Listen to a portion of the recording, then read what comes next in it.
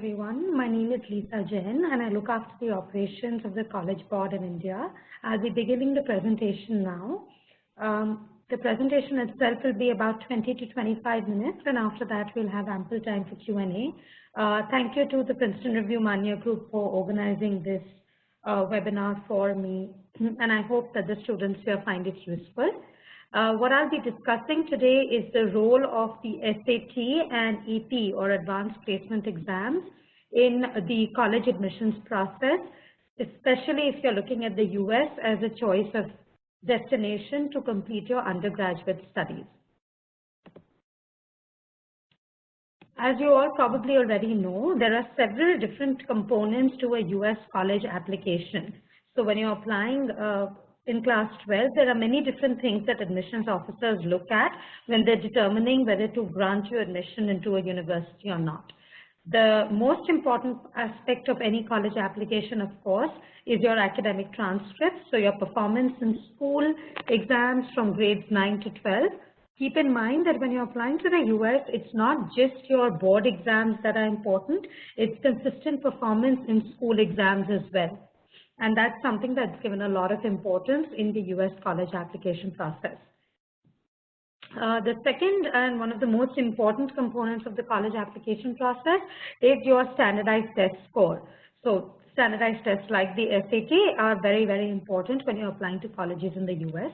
The reason they're given so much importance is because US universities and many other universities around the world that receive SAT scores and use them get applications from students all around the world.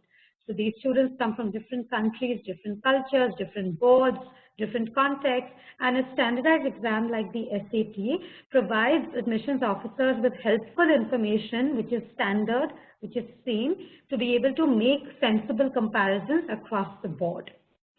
The third important part of the college application process is your profile or your extracurricular activities, which allows you to show your achievements in different fields of your choice beyond academics.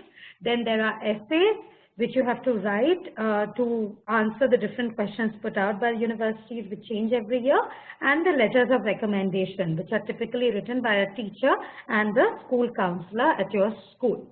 What I'll be focusing on is standardized tests and how you can strengthen the academic component of your application through AP.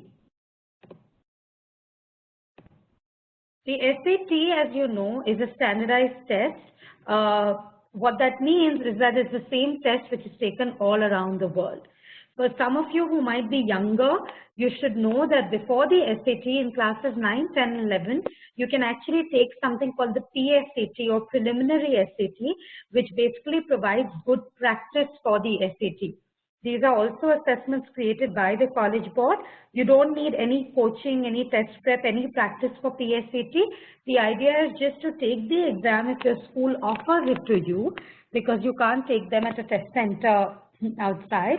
If your school offers PSAT to you, you can actually take it at a younger class so that you can get exposure to the SAT. For those of you who are staying in cities like New Delhi, Bombay, the USIES does allow you to take the PSAT at their center in the month of October, if you're interested. In class 11 or in class 12 is when you take the SAT exam. The SAT exam is scored out of a total of 1600 points. 800 points are for math and 800 points are for evidence-based reading and writing, or what we call the English section, English or grammar section, right? These two are broad divisions on the exam, which is 3 hours long, multiple choice questions. So you have a question followed by 4 answers.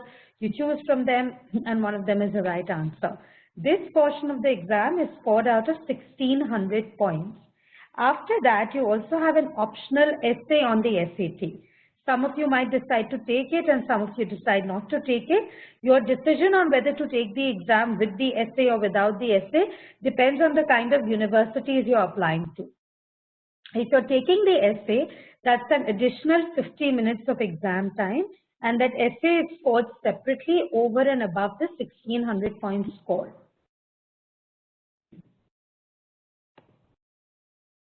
When should you take the SAT? According to us, the ideal time to take the SAT exam for the first time is towards the end of class 11 or early class 12. Many students around the world take SAT more than once because they feel that in the second attempt they can improve their score a little bit, and that's completely fine. It's very common to do that. The reason we encourage students to take the exam in class 11 is so that in case you want to take it again, you have enough time to be able to practice and improve your score and then take it in class 12. Class 12, you'll have to take it by a certain time because end of December in class 12 is when application deadlines are there. So you have to take the exam before December of class 12 in order for you to be able to apply to universities in the US in time. The exams take place in the months of May, June, October, November, and December. This year was the last year we had a January administration. From next year onwards, the exam will not be available in January. Instead, there will only be exams in May, June, October, November, and December. There might be a possible introduction of an August administration from 2018, which we will confirm later on. So there are 5 to 6 dates available throughout the year. The exam takes place on the first Saturday of the month in which it takes place, and you can register for the exam online on the SAT website by using a credit card to pay for the exam, and you can choose a center of your choice where you take the exam.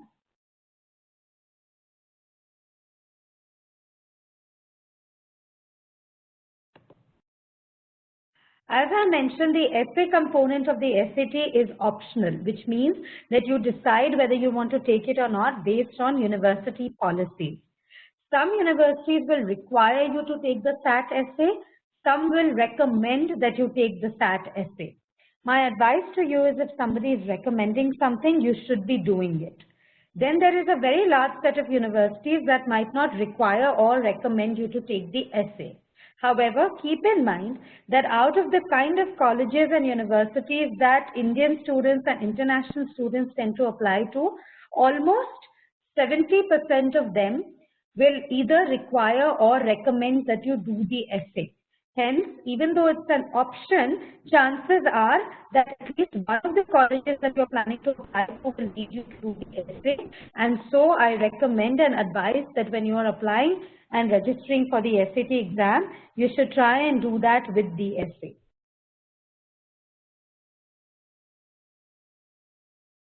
The essay is scored separately and over and above the 1,600 points. The essay is scored on 3 different parameters: reading, analysis, and writing. Each of them is scored out of a total of 8 points, so your total essay score will be out of 24 points. For your information, there's a lot of free resources available for you. So while you are doing test preparation with Manya or in another way, you can also avail of a lot of the free practice test preparation materials available on the College Board website. We have an app that students can download on their Android or Apple phone. And with this app, which is free of cost, they can get free questions to practice every day. We also have a collaboration with Khan Academy, which some of you might know about, and there are lots and lots of practice resources available on Khan Academy as well. Very quickly, I'll talk to you about SAT subject tests before we get into APs. SAT subject tests are tests in SAT which are much shorter in length. So they are scored out of 800 points each, and they are 1 hour long, and they are available in a wide variety of subjects like math, sciences, literature, history, etc. Subject tests are meant to provide students with the option of taking the test in a subject of their choice. Students should try and take subject tests in subjects that directly align with what they want to study when they are in college. So for example, if you want to pursue engineering, you should take subject tests in chemistry, physics, and math level 2. If you want to pursue journalism, you probably want to take a subject test in literature, so on and so forth. Please note that taking subject tests is not compulsory. Some universities require them, but very few of them. Others will recommend that you take subject tests, and again, my advice to you is if somebody is recommending something, you should do it. Then there are many colleges that don't require you to take SAT subject test, and it's okay for you not to take them if you're only applying to such colleges. Subject tests, as they are only 1 hour long each, you can take up to 3 subject tests on one testing day. So on any testing day, you can either take the SAT or you can take subject tests. A good time to complete your SAT subject test is end of class 11, so May or June during that transition period in summer holidays, or in the beginning of class 12 in October, November or December. I'll speak to you a little bit about APs, or the Advanced Placement Program now. AP is actually a curriculum that is run by the College Board. By that, what I mean is that many students around the world actually study at schools which teach them AP courses throughout the year. So just like you're doing IB, CBSE, ICSE, A-levels in school, many students around the world actually study AP courses in school, and at the end of it, they take an AP exam. What is AP? By definition, AP is a set of university level or college level courses that you can do in high school. At the end of it, you can take an exam. It's a very academically rigorous program because obviously you're doing college level stuff while you're in school. The good thing about AP is that it's very flexible. What that means is even if you're not being taught AP courses in school, if you want, and if you are academically motivated, you can actually study for AP exams on your own and you can take the exams. If you decide to take just one AP exam in one subject, that's completely fine. Or if you want, you can take AP exams in multiple subjects as well. The other way in which AP is very flexible is you can decide when you want to do AP exams. I usually recommend that students should do AP exams after class 11. But some students also do it after class 12 or sometimes even earlier after class 10. AP exams are created in a very unique way and unlike any other academic program in the world. In that, AP is actually a collaboration between high school teachers and college professors. So both of these communities get together to create the AP exam coursework, the curriculum, the content, and the exam questions. On the screen right now, you can see a lot of logos of some very famous universities, and these universities, amongst many others, are actually involved in creating AP exam courses and content. How can AP be beneficial to you? In 3 different ways. One, it can help you gain an advantage in your application process. 2, it can help you earn college credits. And 3, it can be very helpful in preparing you with the skills that you will need in order to succeed in college.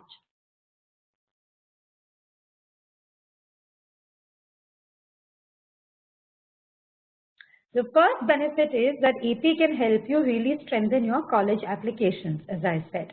How does it do that? AP is not compulsory. What that means is no college in the world will ever tell you you have to take an AP exam to gain admission to that college. It's completely your choice to take AP exams or not. Because of that, the minute you take an AP exam, the signal that you're giving out to the admissions officer is that you are very academically motivated and that you're going above and beyond what was required of you. You're doing more than your own school syllabus and school board exams to really challenge yourself in a particular subject or subjects of your choice.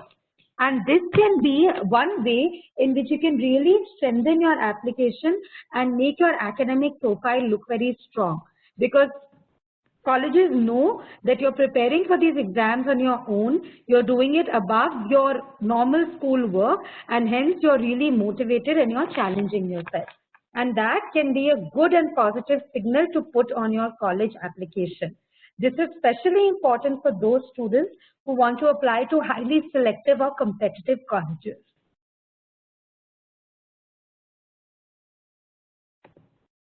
The second big benefit of AP is that it can help you earn college credits. Basically, what do college credits mean?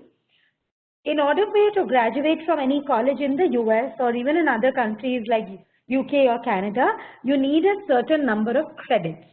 How do you earn those credits? With every course that you complete in college successfully, you earn a certain number of credits. So over the 4 years, when you keep completing different courses, you keep earning credits. Only when you get the required number of credits, which is on average 120 credits, can you actually graduate from college. What AP allows you to do is earn some of these credits while you are still in school by completing AP exams.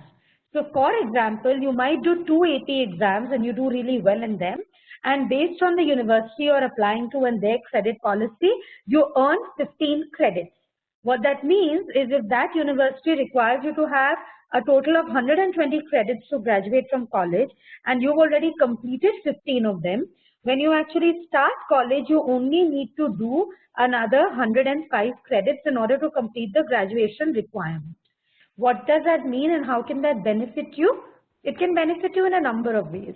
One is that you might be able to complete college in 3 or 3.5 years instead of 4 years, thereby saving time, money, tuition fee and living expenses, right? If you don't wish to complete college earlier, what you can do is in that extra time that you have now, you can take up even more courses, and instead of a single major, maybe in 4 years you can complete a double major, right? So you can do more courses and achieve a higher level of degree or a double degree. Or you can take 6 months off to do an internship or maybe go and indulge in extracurricular activities. So you can make your life very, very flexible by earning college credits through AP. Keep in mind that different universities have different policies for giving you college credit, and you should be very careful and do your research to understand what kind of credits are available at every university before you decide to take AP exams to earn credits. This information can be found very easily on the College Board website. You just have to look for our credit policies, and each university also publishes this information on their own website. Just as an example, this is the credit policy of Stanford University. So if you look at it, at the bottom, we've listed 2 of our AP exams there because I've taken a screenshot from our website. If you scroll down, all the different exam subjects are listed. So if you take the Calculus BC exam and you get a score out of 3 out of 5, Stanford gives you 5 credits for that. If you get a score of 4 on 5 or 5 on 5, which is a perfect score, Stanford gives you 10 credits for that.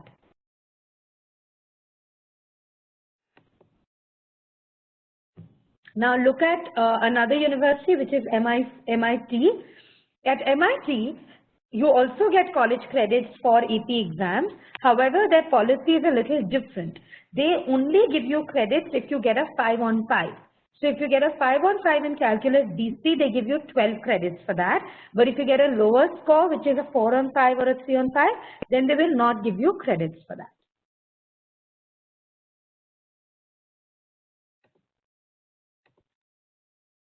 In terms of recognition, AP is really well recognized around the world. In the US, almost all 4-year colleges recognize AP for admissions and give you college credits for getting good scores in AP exams. Also in Canada and UK, AP is very well recognized. In Canada, they have a countrywide policy, which means that every university and college in Canada recognizes AP. The third big benefit of AP, as I had mentioned, was that it can help you really get a lot of good skills which will be helpful to you when you go into university. AP exams require a lot of critical thinking, a lot of analysis, being able to think out of the box. So when you're preparing for an AP exam and you give an AP exam, you're really preparing yourself for the kind of studies you will be doing at US universities. What are AP exams like? AP exams are administered each year in the month of May, anywhere between 1.5 hours to 3.5 hours long, depending on the subject. Every AP exam has multiple choice questions and essay style questions. The exams are scored on a scale of 1 to 5, with 1 being the lowest score and 5 being the highest score that you can get. Most universities will give you college credits for scores of 3 and above. Exams can be given at authorized test centers around the country. We have 16 test centers in India right now.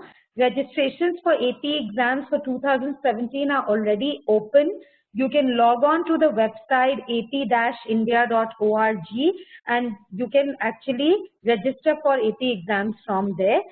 The exams in most centers around India cost 9,500 rupees per exam. In New Delhi, at the USIEF center, the exam costs 10,000 rupees.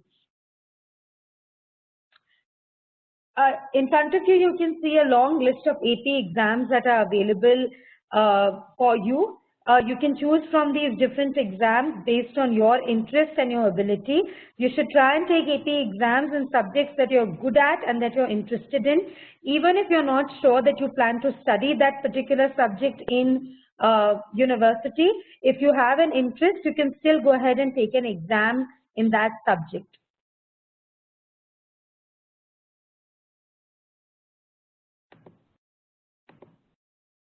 Lastly, the difference between APs and SAT subject tests. AP exams can be taken only in the month of May, as I said. SAT subject tests can be taken 6 times a year on the same dates as the SAT. AP exams are testing your knowledge of college level coursework, whereas SAT subject tests only test your knowledge of stuff that you've studied in school in class 11 mainly. With AP exams, you can earn college credits, but you cannot do that with SAT subject tests.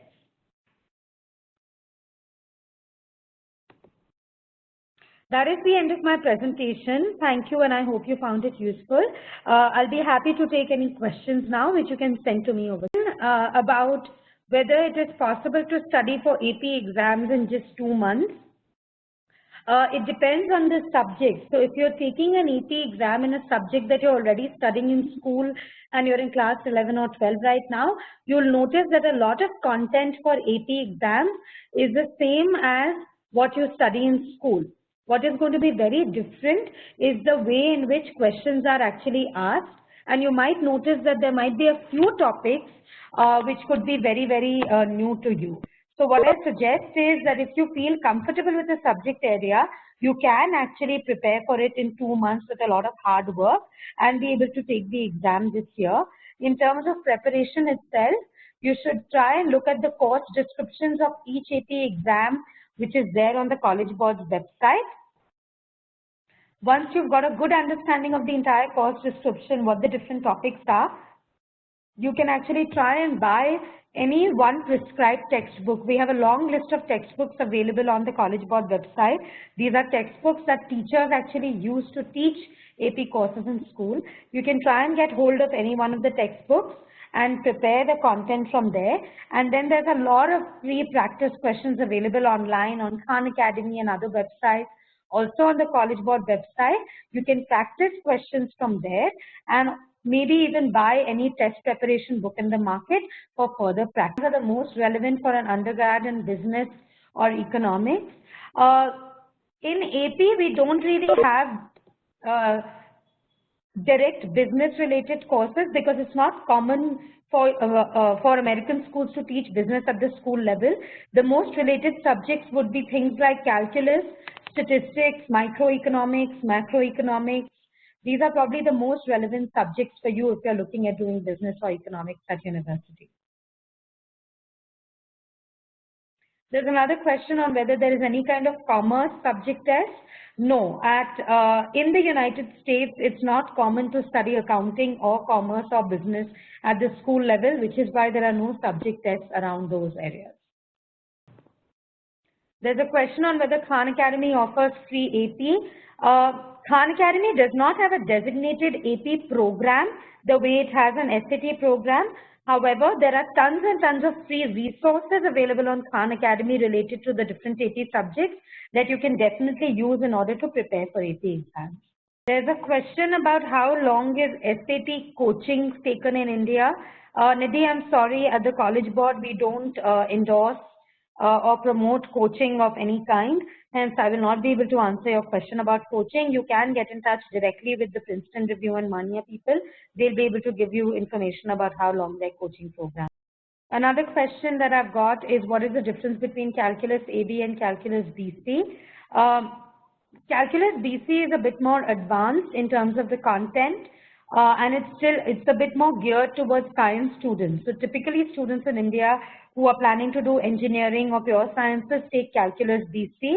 Students who are not doing a science related course, maybe doing business or anything else, but want to show math competency, take calculus AB. There is a number of questions now, so I'm going to answer them one by one. The first question is that if somebody has taken commerce, but they've done ICSE bio, can they take AP for bio? Yes, absolutely. There is no restriction on which AP exams you can take.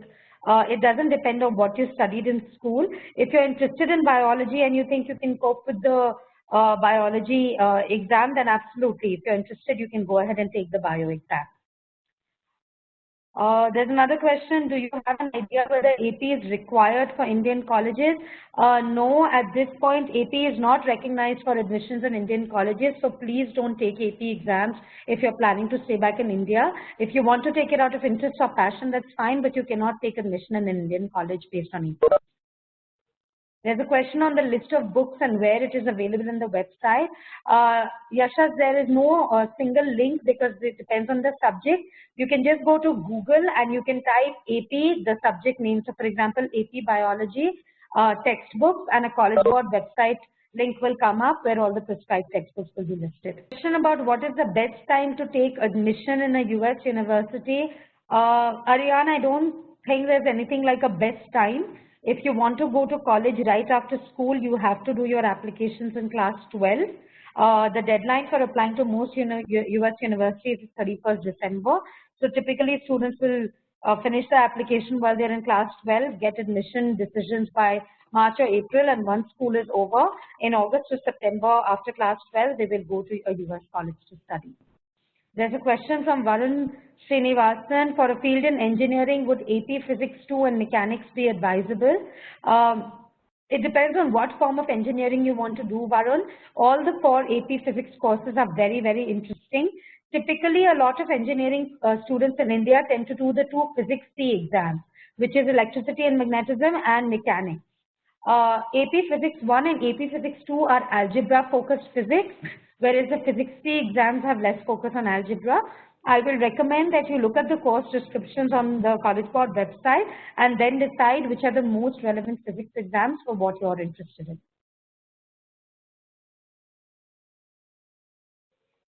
There is a question about whether we provide coaching for AP or SAT. No, the College Board is not a coaching company. We are the creators of the exam. We administer the exam around the world. We do not provide support or endorse coaching of any company.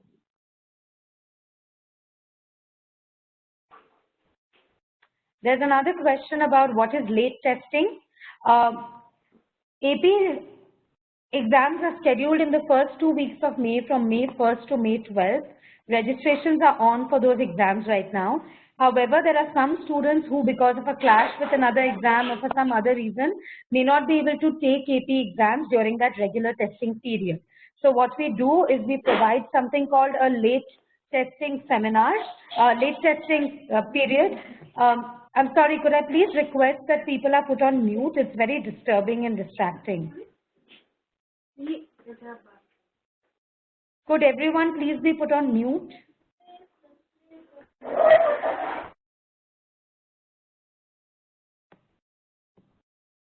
Late testing is offered a week after the regular testing exams are over. This year, the late testing exams will be from 17th to 19th of May. It's basically a period of 3 days when all the AP exams get repeated again. So in case you can't take the AP exams during regular testing period, you can take it during the late testing period. Registrations for late testing begin much later. We will begin the testing registrations in April. Right now, you can register for the regular test. The deadline for registration is March 21st. Is there a limit on the number of AP courses you can take? No, there are no limits. You can take as many AP exams as you want. However, I do not encourage you to overburden yourself with too many AP exams. Most students take about 3, 4, or 5 AP exams in a year, not more than that. There's another question about whether an IB student needs to take AP exams. There is no compulsion to take AP exams. However, many IB students do take AP exams. Typically, what they do is that they don't take them in their HL subjects. Most IB students will take AP exams in their SL subjects, standard level subjects, because for IB, HL or higher level exams, they can already earn college credits and it's a pretty rigorous course itself. So IB students can take AP in their SL or in subjects that they are not covering in IB, which they might be interested in. There's a question about whether we are doing this seminar again. No, I'm sorry, I don't think that we have any seminar on AP planned again in the next few months. There's a question about where to register for SAT subject tests.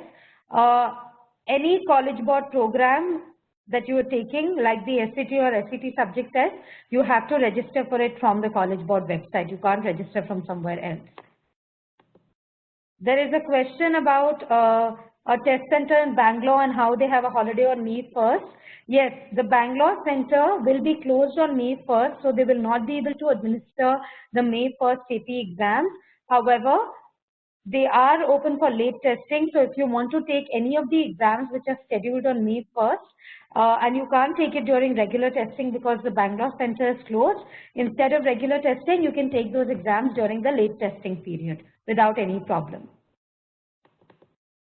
There's another question on whether you can take both regular exams and late exams. Yes, you can take exams in both periods, but you cannot repeat the same exam twice. So if you have a clash between two exams or for some reason you have too much going on during your regular testing period, you can take some of them during regular and other subjects during late testing.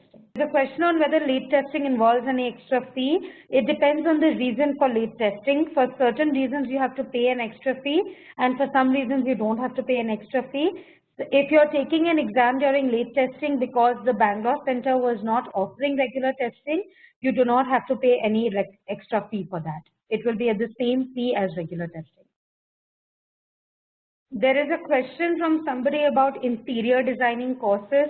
I'm sorry, that's not related to the college board or anything we do, so I would request you to either speak to a private counselor or Google and find information about it.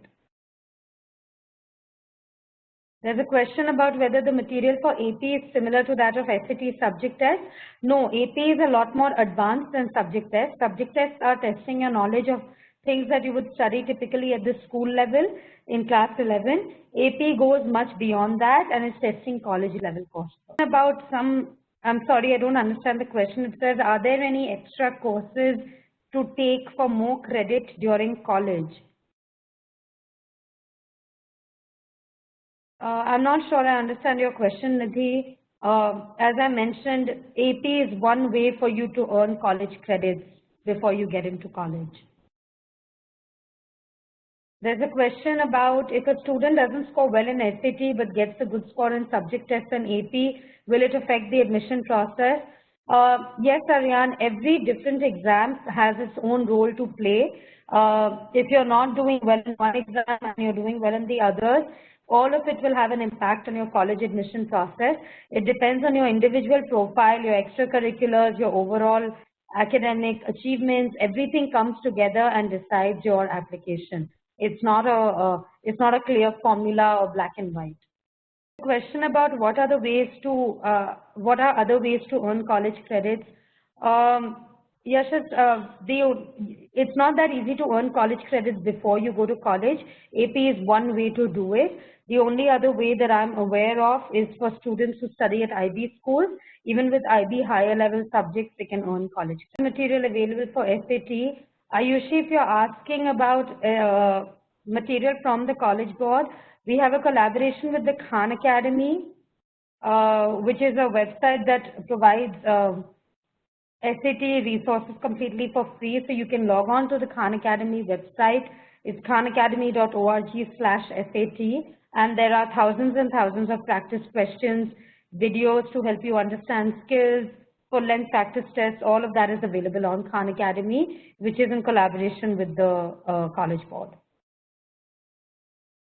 There's a question from Mohit about how much do I need to score for a University of Alberta. Mohit, that's research that you can do on your own on Google. There's a question from Yashas about whether admission officers prefer people who take AP. There's no such thing as they have a preference for some students over others. As I mentioned, AP is optional. You should take up AP if you want to strengthen your academic component of the college application. Not all students will take AP. Typically, highly motivated students who are good at academics take AP exams. AP is one way of making your applications better. It's not the only way. So it's not like admissions officers have a preference of one student over the other. It's your overall profile that they look at, and AP exams can help you strengthen your overall profile. The computer science 8 syllabus, you can go online and type AP computer science course description, and you'll be able to read in detail what the syllabus is like. Is there any negative marking? No, there is no negative marking on AP. Even on the new SAT, there's no negative marking.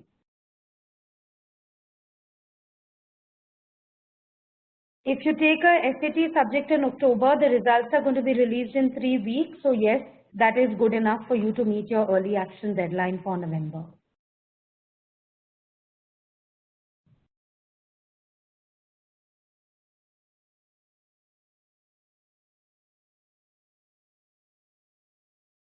There's a question about whether PSAT can be taken anytime. No, it depends on which PSAT you're taking. Some schools will only administer the PSAT in the month of October, whereas some other schools might do it in a more flexible window. There are two different PSATs. One is for classes 8 and 9, one is for classes 10 and 11, and they take place at different times of the year.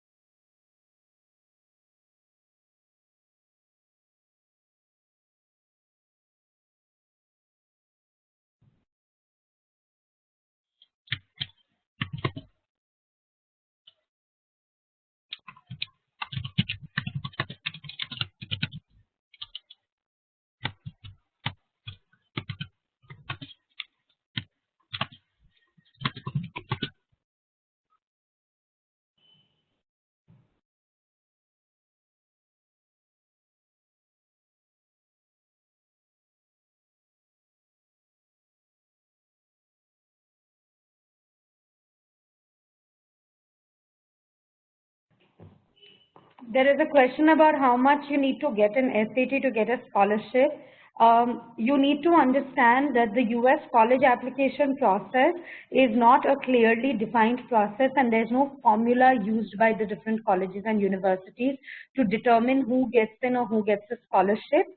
No university comes out with a clear outline of the score that you require to get a scholarship. They look at your overall profile, and there are many different things that affect your chances of getting a scholarship.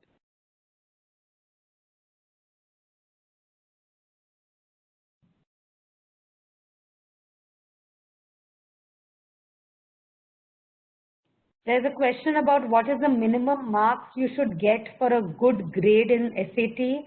Nidhi, again, I'm not really sure I understand your question, but whether your score is good enough to get into a university or not will depend on the universities that you're applying to. Different universities have different scales of competition and selectivity, and you should look at the typical median score of SAT that students get in with in a university. Again, please keep in mind that there are no cutoffs at US colleges. They are looking at many different things in your college application, and SAT is one of them.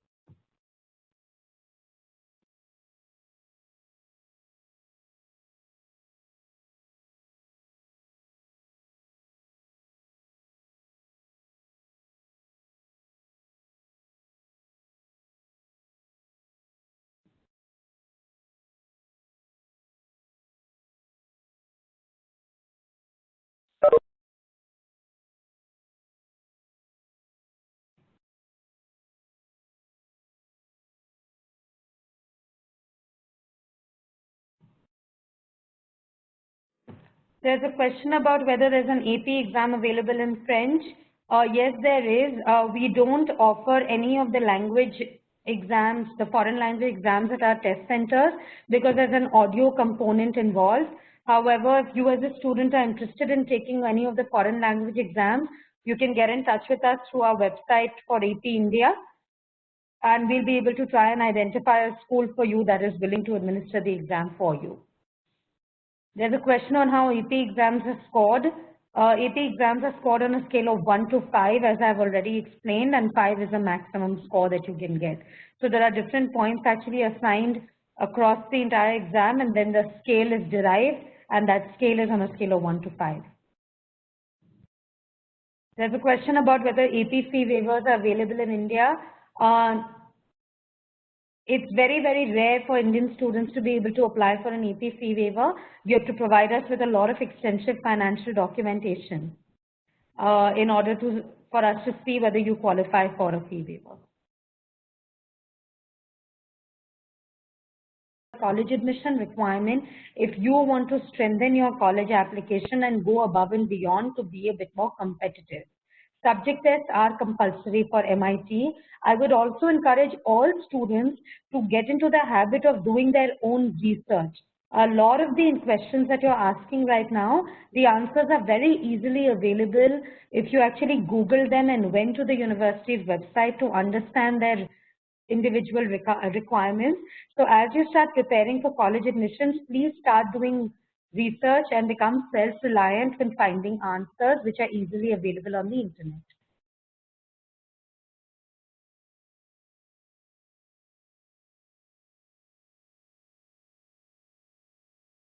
Yashas, how exams are actually scored is an extremely complex process and changes from different to different exams.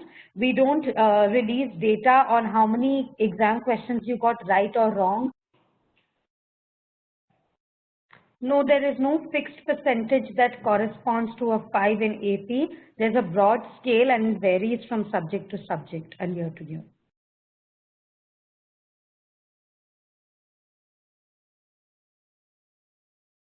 The January SAT scores, all SAT scores are typically released between 3 to 4 weeks of the exam. There is no formula for deciding how many times you need to take the SAT. If you've taken the SAT once and you're happy with your scores, you don't have to take it again. Some students take the SAT a second time or a third time to improve their score.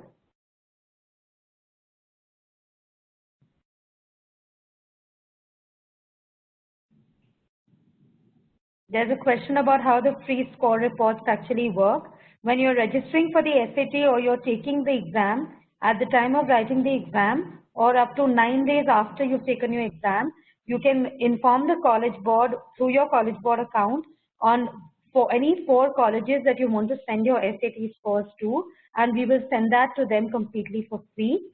After 4 colleges, if you want to send your exam scores to any more colleges, you have to pay us a certain amount of money per college. Everyone, we've come to the end of this session. It's 5 o'clock. I hope the session was useful for all of you. For those of you who want to go and register for AP exams, the AP India website address is www.ap-india.org.